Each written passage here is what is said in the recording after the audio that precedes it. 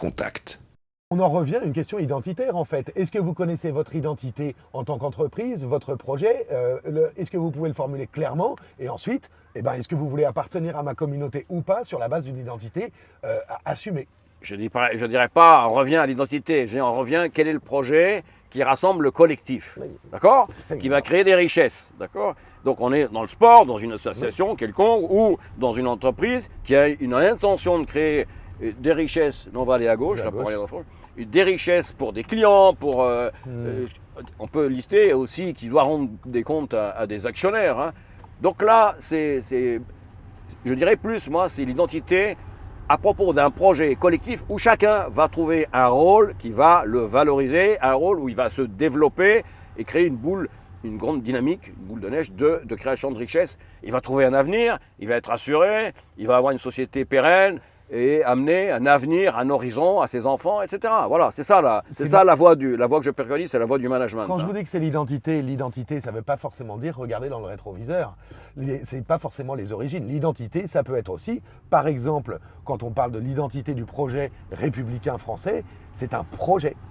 L'identité, c'est où allons-nous? Ceux qui veulent aller là sont des nôtres, ceux qui ne veulent pas aller là ne sont pas des nôtres. Alors, est-ce qu'il y a un projet en France? Est-ce qu'il y a un projet en Europe? Est-ce qu'il y a un projet en Italie?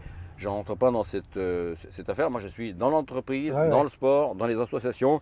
C'est mon monde, je sais faire et je peux, en tous les cas, apporter des outils, des choses utiles, une approche, une démarche. Et le bouquin que je publie là amène des solutions extrêmement concrètes.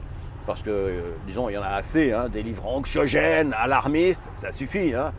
Et donc, maintenant, il faut amener des solutions concrètes. Et la plupart des salariés musulmans, des acteurs musulmans dans les associations et dans les clubs sportifs et dans les entreprises attendent avec impatience qu'on sache arrêter ce vecteur islamique et qu'on traite le projet qui les concerne, le projet qui les rassemble.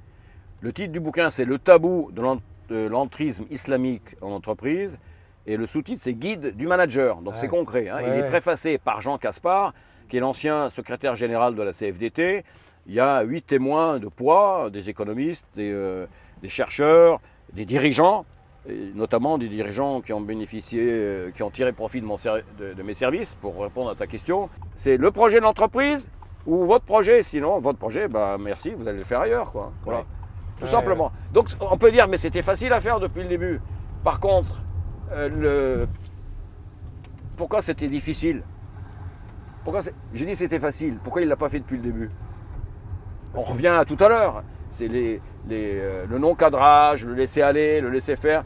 Et aussi la peur de la manifestation sur le parking, la peur d'être traité de je ne sais pas quoi, de discrimination par des collègues, la peur de l'image. Et très souvent, j'ai remarqué, ceux qui ont peur pour leur propre image, hein, chez le management français, bon, étant quand même, je suis un Égyptien, hein, arabe, ok, je sens quand même...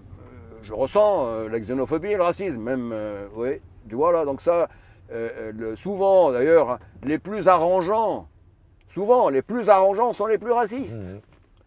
Et voilà, ils ne savent pas, et tant qu'ils n'ont pas réglé ça, ils ne sont pas libres, ils ne peuvent pas être libres. Ils ne sont pas au clair sur leur identité. Ce qui fait que dans mes formations, une grande partie, hein, il y a 2-3 heures de travail pour regarder les préjugés en face, briser les préjugés, et recentrer sur la valeur ajoutée. Et donc ça passe par ça. Briser le tabou, c'est briser les préjugés, traiter les préjugés et repartir sur des bases plus simples qui sont le projet de l'entreprise, le projet du collectif et pourquoi on est là ensemble, qu'est-ce qui a du sens, quel est le bien commun et qu'est-ce qu'on est là ensemble.